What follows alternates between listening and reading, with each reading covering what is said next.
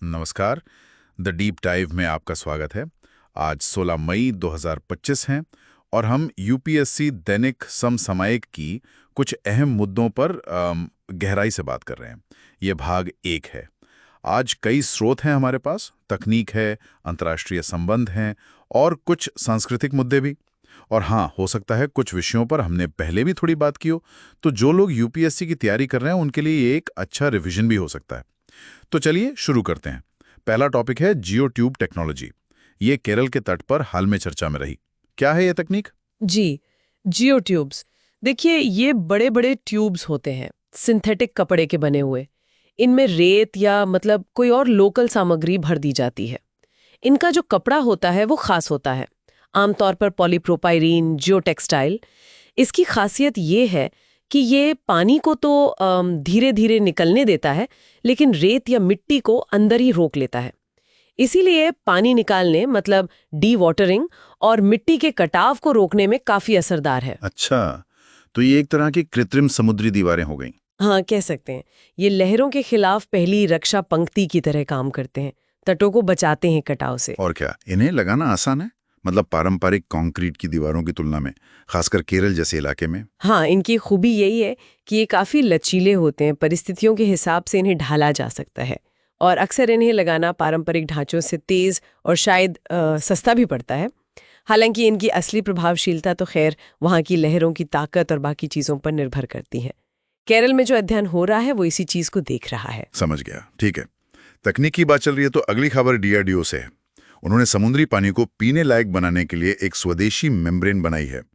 आत्मनिर्भर भारत के लिहाज से ये कितना अहम है? जी, ये बहुत अहम कदम है, खासकर हमारी भारतीय तटरक्षक बल यानी आईसीजी के लिए। डीआरडीओ का कानपुर वाला जो सेंटर है, डीएमएसआरडी, उन्होंने इसे विकसित किया है। इसका सीधा फायदा आईसीजी के जहाज़ों को मिलेगा, खासकर जो ओपीवीज होते हैं, अब तटीय गश्ती जहाज। वो लंबे समय तक समुद्र में रहते हैं, तो उन्हें ताज़े पानी की ज़रूरत होती है। ये मेम्ब्रेन उन्हें आत्मनिर्भर बनाएगी। और ये विलवनीकरण मतलब डिसैलिनेशन, ये होता कैसे है? इसमें मुख्य तकनीक क्या है? देखिए, डिसैलिनेशन का मतलब है खारे पानी से नमक और खनिज निकालना। सबसे आम तकनीक है रिवर्स ऑस्मोसिस यानी आरओ। इसमें क्या करते हैं कि दबाव डालकर पानी को एक खास किस्म की झिल्ली मतलब मेम्ब्रेन से गुजारा जाता है। ये मेम्ब्रेन पानी को तो जाने देती है, पर नमक और दूसरी अशुद्धियों को रोक लेती है। तो ये जो डीआईडीओ ने बनाई है, ये वही आरओ मेम्ब्रेन है पर स्वदेशी। बिल्कुल। और इसका फायदा ये है कि अब हमें बाहर से आयात पर निर्भर नहीं रहना पड़ेगा। और शायद ये भारतीय समुद्री परिस्थितियों के हिसाब से ज्यादा बेहतर भी काम करे। सामरिक नजरिए से भी ये बहुत महत्वपूर्ण है। सही कहा। अच्छा, अब एक और वैज्ञानिक खबर। याक जीनोमिक्स। सुना है वैज्ञानिकों ने पहली बार भारतीय याक का पूरा जीनोम, वो भी क्रोमोसोम स्तर पर, सफलतापूर्वक असेंबल कर लिया है। याक, जिसे हिमालय का जहाज भी कहते हैं, उसके जीनोम को समझना क्यों जरूरी है? हाँ, भारतीय याक देखिए, ये ऊंचे पहाड़ी इलाकों के समुदायों के लिए एक तरह से जीवन का आधार है। लद्दाख, हिमाचल, सिक्किम, अरुणाचल प्रदेश, इन सब राज्यों में ये मिलता है। लोगों को इससे दूध, मांस, फाइबर और यहाँ तक कि परिवहन में भी मदद मिलती है। ये जो रिसर्च है, ये आईसीएआर का जो राष्ट्रीय याक अनुसंधान केंद्र दिरांग में एनआरसीवाई उन्होंने की है।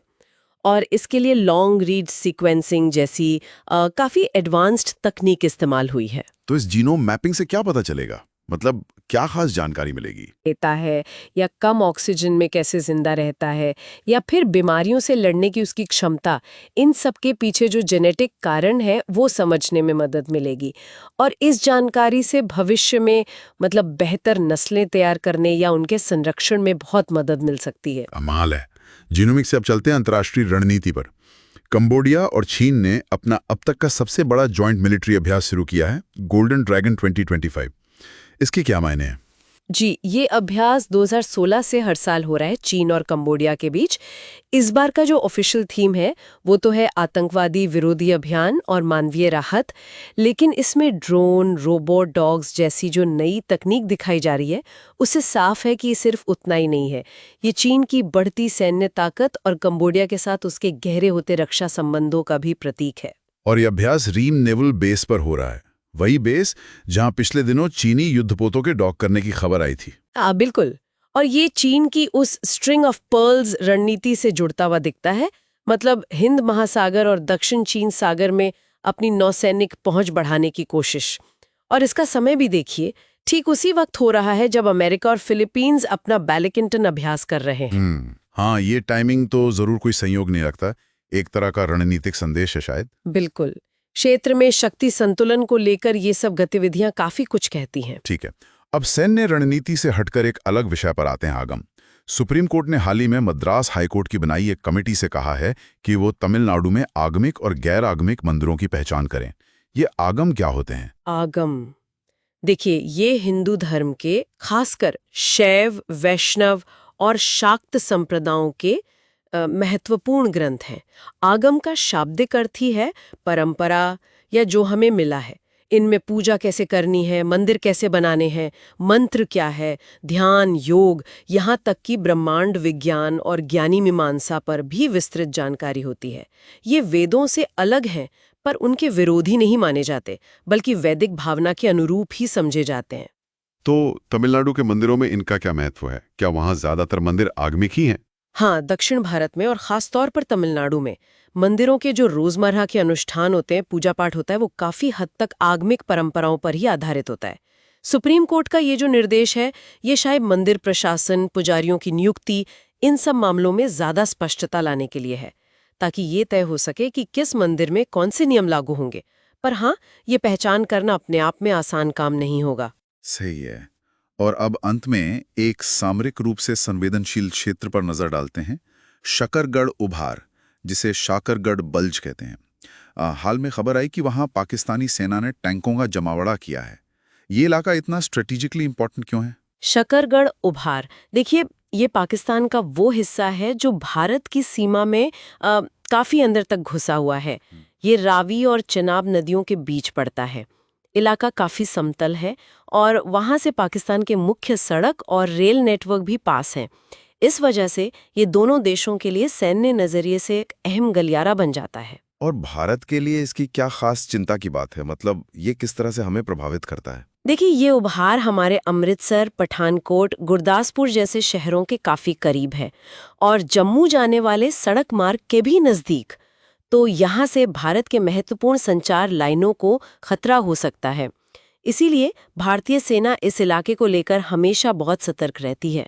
आपको याद होगा 1971 की लड़ाई में जो मशहूर बसांतर का युद्ध हुआ था, वो यहीं हुआ था। हाँ, बिल्कुल याद है।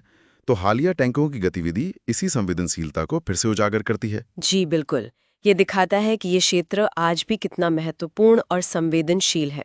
तो ये थी आज की कुछ अहम समसामयिक विषयों पर हमारी चर्चा। जियोट्यूब से लेकर शकरगढ़ उभार तक ये सारी जानकारी जो हमने साझा की वो उपलब्ध स्रोतों पर आधारित है। हाँ, और यहाँ एक बात सोचने वाली है, जिस तरह से तकनीक, चाहे वो ड्रोन्स हो, रोबोट डॉग्स हो या फिर जिनोमिक्स या नई डिसैलिनेशन मेम्ब्रेन्स, ये तकनीक हर क्षेत्र में कितनी तेजी से अपनी जगह बना रही है, खासकर सैन्य अभ्यास और रणनीतिक मामलों में। इसका आने वाले वक्त में क्षेत्रीय संतुलन पर और युद्ध की रणनीतियों पर कैसा और कितना गहरा असर पड़ेगा, ये देखना होगा। बिल्कुल सही कहा, ये सोचने वाली बात है। ऐसे ही और विश्लेषण के लिए हमें लाइक और सब्सक्राइब करना ना भूलें। अगली बार फिर मिलेंगे कुछ नए विषयों के साथ।